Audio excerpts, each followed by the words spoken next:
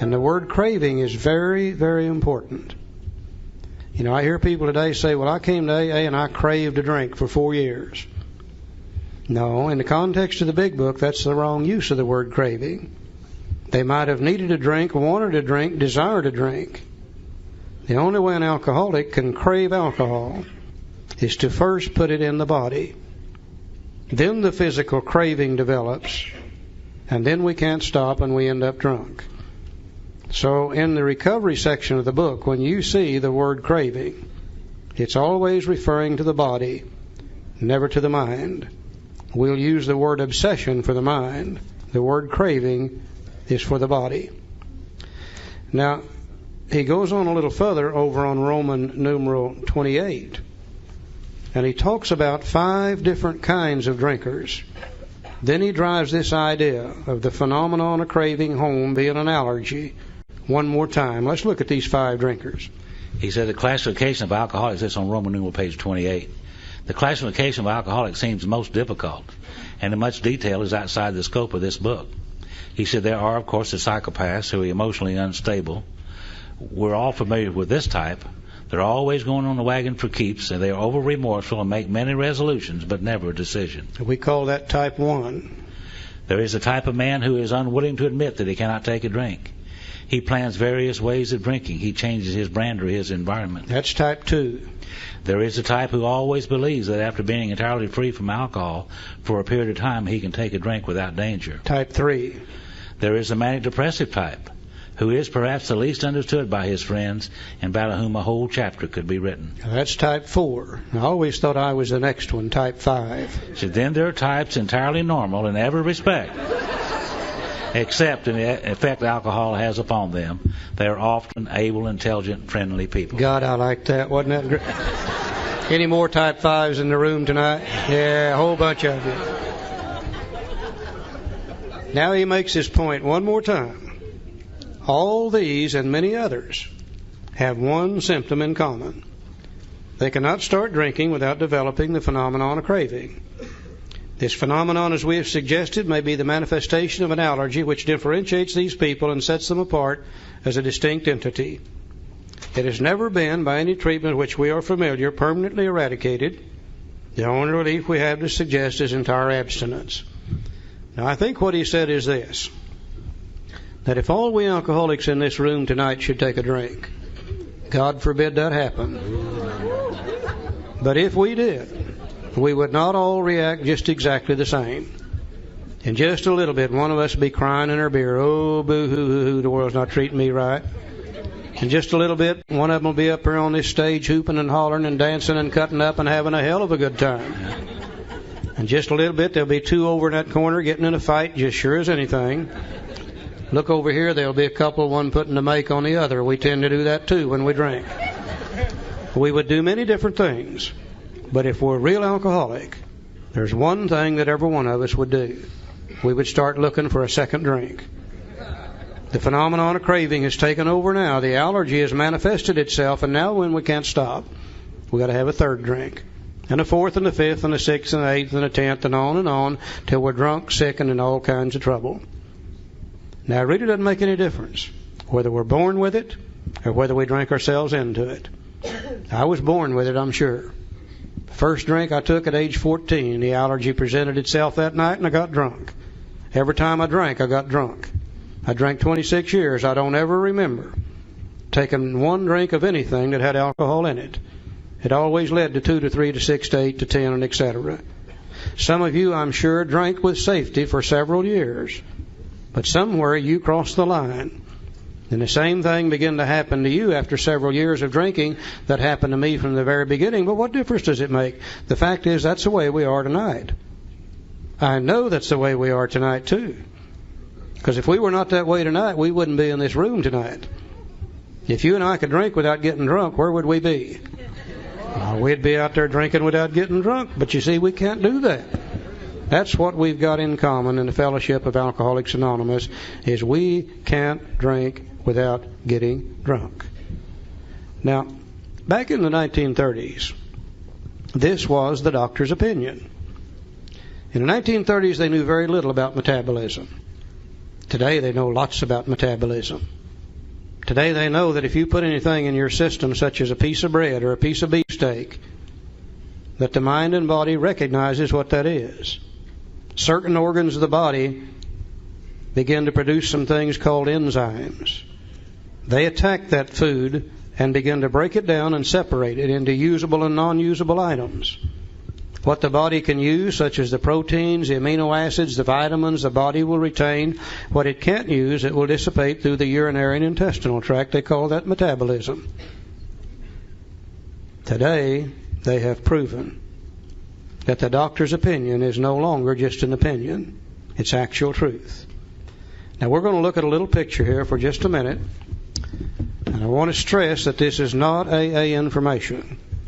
AA won't get involved into why we're allergic, because that might bring controversy. But this information presented to us a few years ago by members of the medical profession is so interesting and has such depth and meaning for people like us, I think we would be remiss if we didn't look at it. So let's look at it for just a moment. In the center of that picture, there's 9 people there that drink safely. They are at ease with alcohol.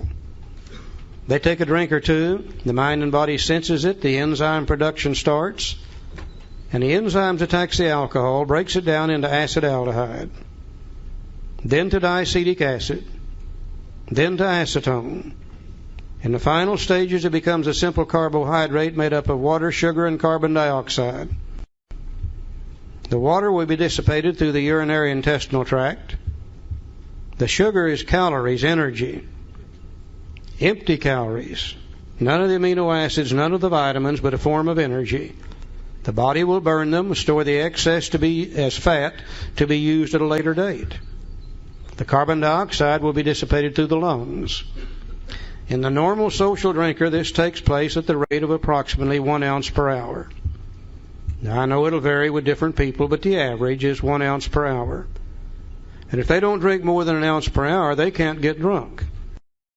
Their body metabolizes it and burns it up and gets rid of it at that rate. Very seldom do you see a social drinker drinking more than 1 ounce per hour. If you're with one of them and they're drinking more than 1 ounce per hour, you better get out of the way, because they're going to puke on you after a while. They'll either go to sleep or they'll puke on you, one of the two, every time. The left-hand side is the one who does not drink safely, or is at disease with alcohol. And if you want to use the word disease, that's all it means. Something that separates you from the norm. We alcoholics put it in our body, the same thing happens. The enzymes attack the alcohol, break it down to acetaldehyde, then to diacetic acid, then to acetone. It seems as though in our bodies, the enzymes necessary to complete the metabolism, breaking it down from acetone to the simple carbohydrate, are not there in the same qualities and or quantities as they are in the body of the non-alcoholic. Therefore, it stays in our body for a longer period of time as acetone. It is proven today that acetone ingested into the human system that remains there for an appreciable period of time will produce an actual physical craving for more of the same. The non-alcoholic's body, it goes through that stage so rapidly the craving never occurs. In our body, it stays there long enough, the craving develops, and that demands a second drink. Now just think, you got most of the acetone from the first, now you put that in from the second. The acetone level goes up. And if the acetone is what causes the craving, then the craving becomes harder with the second drink. Now you put in the third. You got most of the first, nearly all the second. Now you put in the acetone from the third, and the craving goes up. And that demands a fourth. You got most of the first, nearly all the second, that from the third. Now you put in the acetone from the fourth, and as the acetone level increases, the craving becomes harder. At midnight, we're laying out in the parking lot. They run over us and broken our leg. And they come running up to us and say, "Can we help you?" And we say, "My God, yes, give me another drink." You see, we're craving it harder at midnight after 30 drinks than we were at 6 in the evening after 2 drinks. That explains to me why I never got enough. Hell, I drank 26 years. I never did get all the alcohol I wanted. I got a hell of a lot more than I needed, more than I could stand, but I never got all I wanted. Because the more you drink, the higher the craving, the more you want, it's just endless. Now, if this never got any worse, we could probably learn to live with this situation. But we know not only do we have an illness, we have a progressive illness that always gets worse and never better. Today we know that as we drink, the more we drink, the longer we drink, the more tissue we destroy. Alcohol is a destroyer of human tissue. And the more tissue we destroy, it seems as though that it acts upon two organs of the body first, which are the liver and the pancreas. Now today we know that the organs of the body that produce the enzymes necessary to metabolize alcohol are the liver and the pancreas. And as we drink and as we damage them, the enzyme production becomes less and less. The craving becomes harder and harder, with the resultant drinking becoming worse and worse. We know also that the body begins to shut down on the production of everything as we get older. Now, I wish that were not true, but believe me, it is. I'm experiencing lots of that. If I should take a drink today after 20-some-odd years of sobriety, I wouldn't start where I left off 20-some-odd years ago. The craving would be harder, the drinking would be harder, and the resultant trouble would be harder due to the aging factor. So not only do we have a physical illness, we have a progressive physical illness due to two factors, damage to the body and also due to the aging factor. Now that I see that, I can accept the fact that I can no longer successfully drink alcohol. Until I could see this, I knew there had to be a way I could drink without getting drunk. And I damn near killed me trying to find it. But now that I can see this, I can accept the fact that I can no longer safely drink alcohol. Now, if that's all that was wrong with me, and if that's all that was wrong with you, we would pass the hat, get up and go home, and never have to go to another AA meeting. But you see, that's just half of my problem. The other half is right up here in my head. If I never took the first drink, this allergy couldn't hurt me. I have a friend who is allergic to all things fish. Every time he eats fish, his throat swells up. He almost chokes to death. But that's not his problem. The fact that he's allergic to fish is beside the point, because if he don't eat fish, that can't happen to him. But he got something up here in his head that isn't right when it comes to fish. The switch doesn't close, or a light bulb doesn't come on, or something. He's 3 French fries short of a Happy Meal. Yeah. From time to time, his mind tells him that it's okay to eat fish. And he'll eat the fish. His throat swells up. He ends up in a hospital every time. And I'll bet it always starts like this. Well, I haven't had any fish in 90 days. Surely I can have one piece of fish. Or it says it's that orange roughy I've been eating. If I'd eaten nothing but halibut, it'd be okay. Or it might even say it's them damn people I've been eating fish with. If I just changed my crowd, whatever the reason, his mind gives him permission to do so. Now, I'm the same way when it comes to alcohol. Left on my own resources, from time to time, my mind tells me it's okay to drink alcohol. Then I take the drink and then the allergy takes over. So the real problem centers in my mind rather than my body. Let's look at the mind for just a few minutes. Charlie said the doctor said he has never been by any treatment which we are familiar permanently eradicated. The only relief we have to suggest is the entire abstinence. In other words, if we have an allergy to alcohol and we crave more when we drink, he suggests we don't drink. And that's the end of that. So now we're going to talk about the most dangerous part of the illness. And the most dangerous part of the illness of alcoholism is when we're not drinking. You know why it's the most dangerous part of the illness? Because we're thinking about drinking. So let's move back now to the Roman numeral page 26, and we're going to start talking about the mind, twofold illness. We talked about the physical allergy in great detail. Now we're going to talk about the obsession of the mind. It's in bottom page, Roman numeral page 26. It says men and women drink essentially because they lack the effect produced by alcohol. Now, many alcoholics are highly offended when you say that. They say, no, that's not the reason I drink. They say the reason I drink is because I love the taste of alcohol. I wouldn't argue with them whether they do or not. I love the taste of cold beer. I always have all my life, as far back as I can remember. I also love the taste of cold mountain spring water. I never did sit down and drink a case of cold mountain spring water.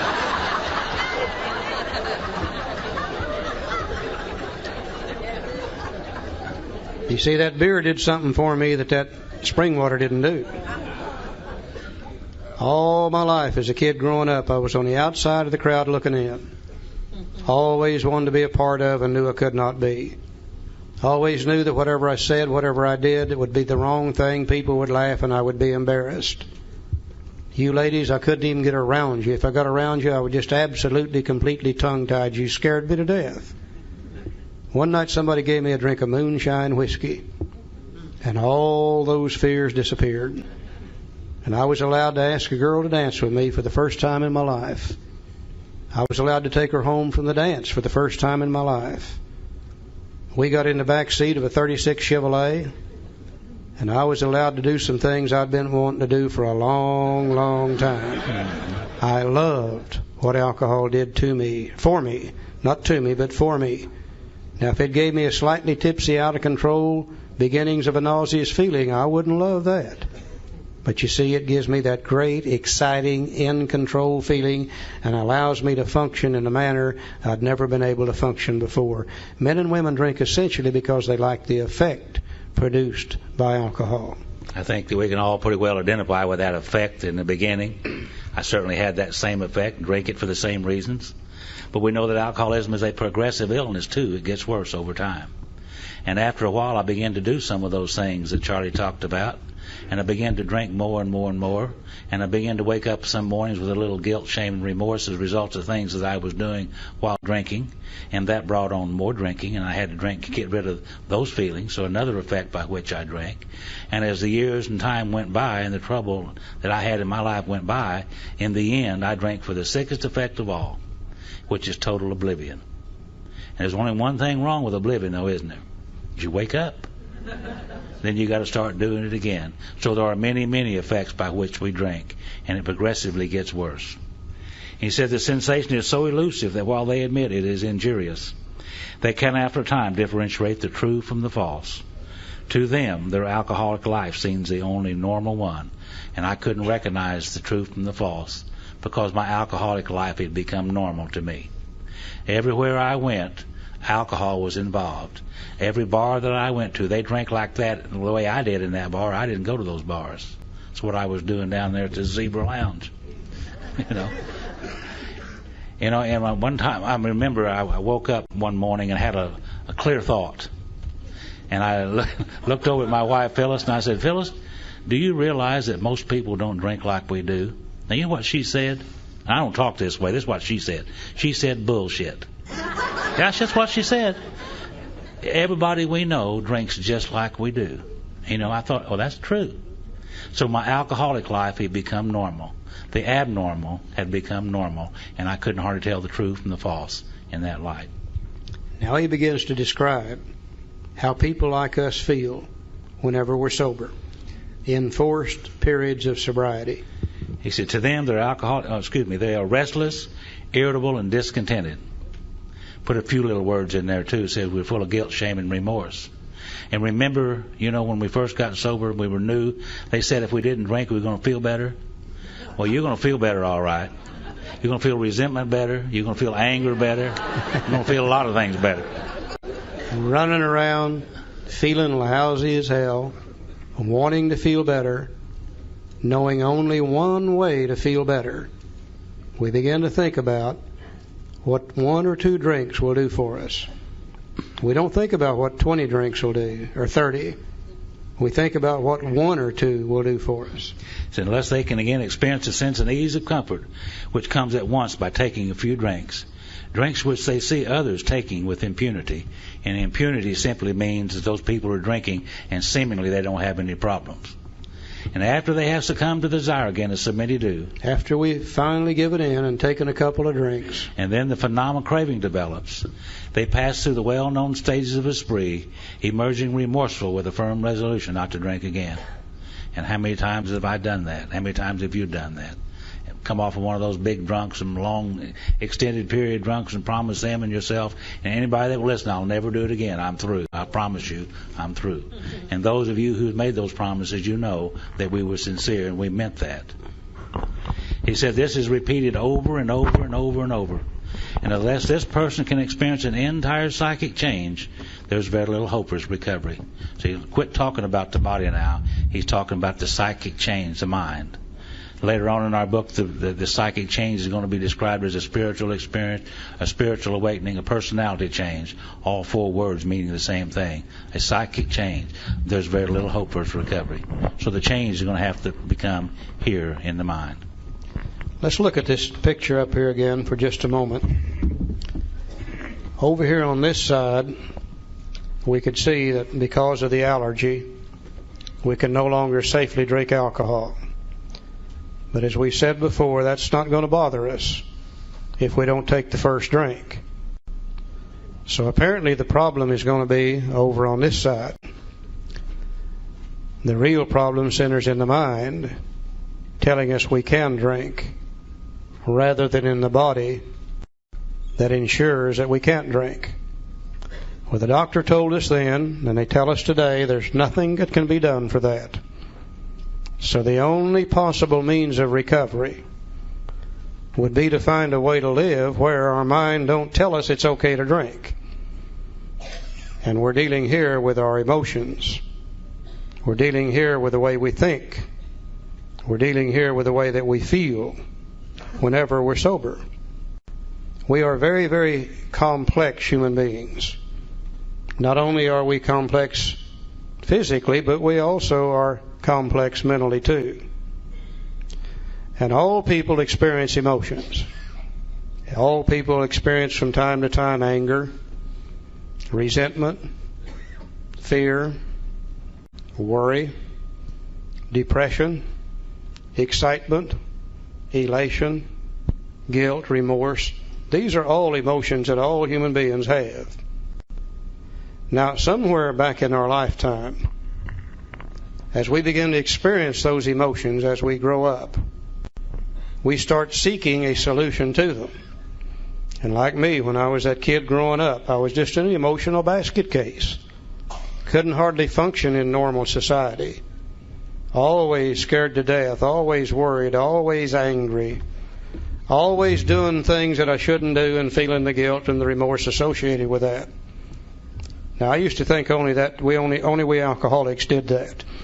But I found out today that that's normal. As kids grow up, everybody experiences these kind of feelings. And they start looking for an answer, and many people find it in many different ways. Some people find that when they don't feel good emotionally, that they can go out here and start working. And the excess work seems to make them feel better. Some people find that when they're emotionally fouled up, they can eat certain foods, and that seems to make them feel better. Some people find that when they're emotionally disturbed, that if they can just get really involved deeper and deeper into sexuality, that makes them feel better. And some people find that there's establishments like this building that if you're emotionally disturbed, you can do a little gambling, and that makes you feel better. Now, it doesn't make any difference what you find that makes you feel better. When you find a solution to that emotional problem, your mind has a memory bank. It immediately records the solution. And the reason it does that is the next time you have that emotional problem, you don't have to go looking for a solution. Your mind feeds it back to you. Well, a little gambling made me feel better. Or that food made me feel better. Or that work made me feel better. Whatever. Now that's called mental addiction. And everybody has that. You know, we become mentally addicted to certain types of automobiles.